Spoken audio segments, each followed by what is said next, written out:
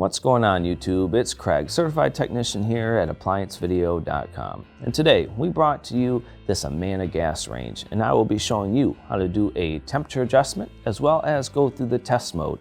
But before we get too far, make sure you hit that like and subscribe. Without further ado, let's jump right in.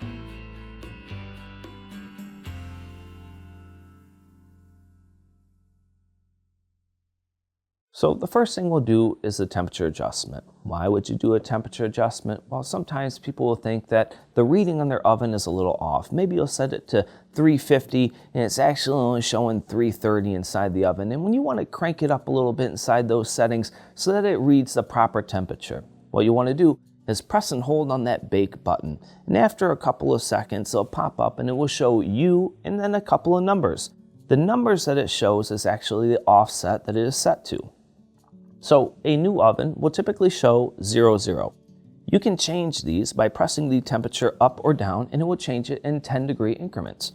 So if you go up, you can go up 10, 20, 30, or you can go down to -10, -20, -30. And once you get to the offset that you are comfortable with, go ahead and press the start key to lock it in place.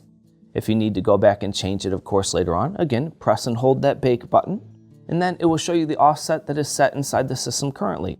You can change it back to 0, press start, and be good to go.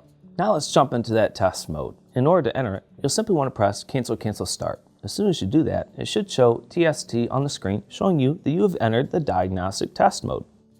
To go further in the test mode, you'll simply want to press the temperature up key.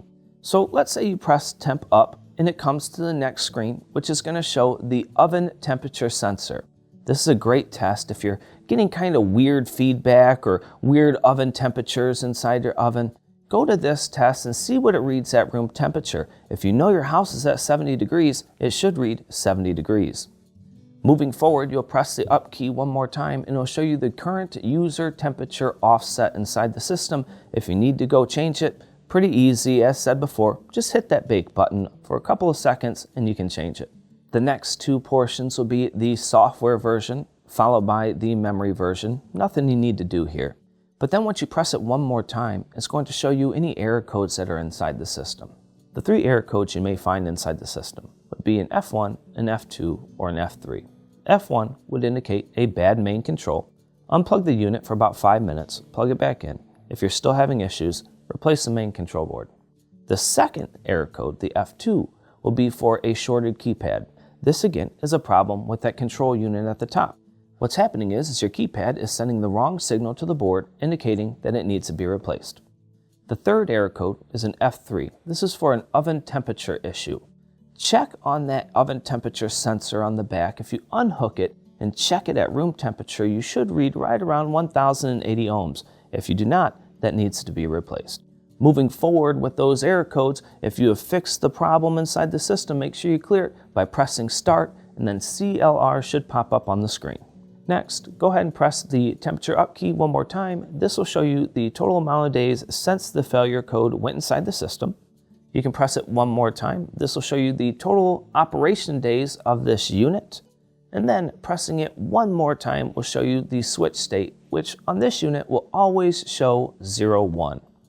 Now this is going to end the test portion on this unit. You can go ahead and hit cancel, but what I recommend doing is unplugging it for about 5 minutes to reset it and plug it back in. If you need your tech manual, you can obtain it by either going to the manufacturer's website or posting it in the repair help section on ApplianceVideo.com. If you enjoy my content, make sure you like and subscribe, and YouTube, as always, I'll see you next time.